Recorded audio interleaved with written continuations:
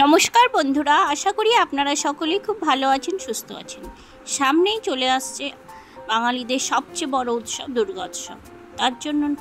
সেই জন্য আমাদের অনেক রকম নিরামিষ আয়োজন করতে হয়। তার জন্যই আমার আজকের রেসিপিটি হলো সম্পূর্ণ নিরামিষ, আদা রসুন পেঁয়াজ ছাড়া ঘুগনি।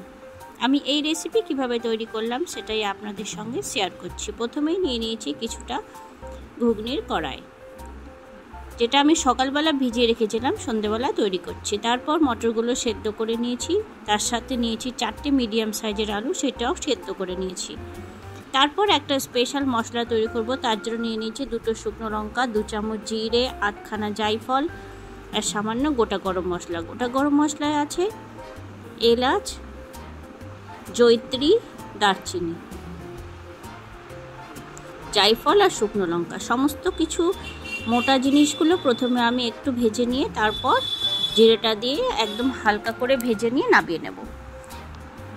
ভালো করে আগে ভেজে নিয়ে তারপর জিরেটা দিয়ে লালচে করে ভেজে নামিয়ে নিয়েছি। তারপর উনুনে কড়াই চাপিয়ে দিয়েছি, তাতে দিয়ে দিচ্ছি পরিমাণ মতো সাদা তেল, আর ফোড়নে দিয়ে দেব সামান্য একটুখানি গোটা জিরে।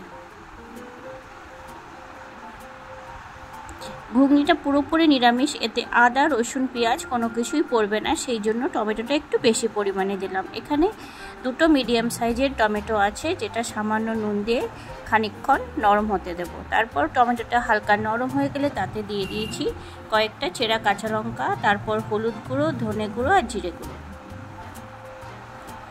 আর দিয়ে দেব সামান্য কাশ্মীরি লঙ্কার গুঁড়ো। টমেটো থেকে জল বেরিয়েছে, তবুও সামান্য একটু জল দিয়ে দিলাম যাতে গুঁড়ো মশলাটা পুড়িয়ে নেওয়া যায়। তারপর একদম লো মিডিয়াম আছে ভালোভাবে মশলাটা কষিয়ে নেব।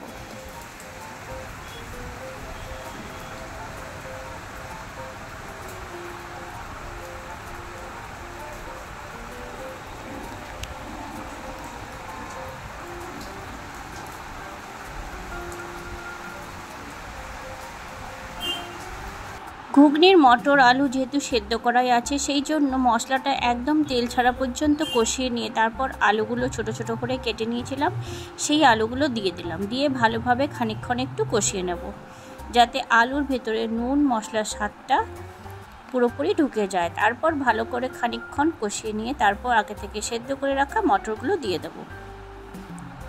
দীপালি পাল কুকিং চ্যানেলের আমি দীপালি। আমার এই নিরামিষ ঘুগনি রেসিপি আপনাদের পছন্দ হলে স্কিপ না করে অবশ্যই পুরোপুরি দেখুন, তাহলেই বুঝতে পারবেন কিভাবে দোকানের মতো নিরামিষ ঘুগনি ঘরেই তৈরি করে নেওয়া যায়। তারপর মটরগুলো দিয়ে ভালো করে নেড়েচেড়ে মিশিয়ে নিচ্ছি। এই পর্যায়ে যদি হলুদটা আপনার কম মনে হয় তাহলে সামান্য হলুদ দিয়ে দেবেন। তারপর দিয়ে দিচ্ছি সামান্য পরিমাণে চাট মশলা, আমি 1/2 চামচ মতো চাট মশলা দিয়ে দিলাম।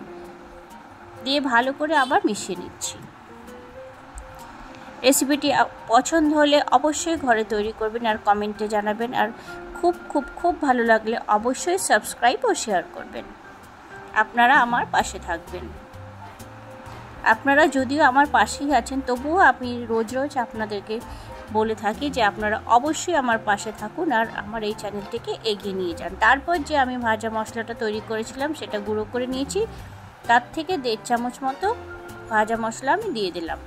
ঘুগনির জন্য ভাজা মশলা খুবই প্রয়োজনীয়, আপনারা অবশ্যই মশলা তৈরি করে নেবেন, যতটাই গুঁড়ো মশলা দেওয়া যাক না কেন, কিন্তু ভাজা মশলা না দিলে ঘুগনির সেই স্বাদটা আসে না। তারপর ভাজা মশলা দিয়ে খানিকক্ষণ ফুটিয়ে নিলাম, নিয়ে ঘনত্বটা দেখুন, যেরকম যার প্রয়োজন হয় সেই রকম গ্রেভিটা রেখে আমি গ্যাসটা বন্ধ করে দিয়ে পাত্রে তুলে নিচ্ছি। আমি দোকানের স্টাইলে পেটাই পরোটার সাথে যে ঘুগনিটা থাকে সেই রেসিপিটাই আপনাদের সঙ্গে শেয়ার করলাম। তার সাথে পেটাই পরোটাটাও আমি ঘরে তৈরি করে নিয়েছিলাম। এই রেসিপির ভিডিও আমি আপনাদের অবশ্যই পরে দিয়ে দেব। তারপর আমি সার্ভ করে নিলাম পেটাই পরোটার সাথে সম্পূর্ণ নিরামিষ আদা রসুন পেঁয়াজ ছাড়া ঘুগনি, তার সাথে ডিম সেদ্ধ আর স্যালাড। ধন্যবাদ।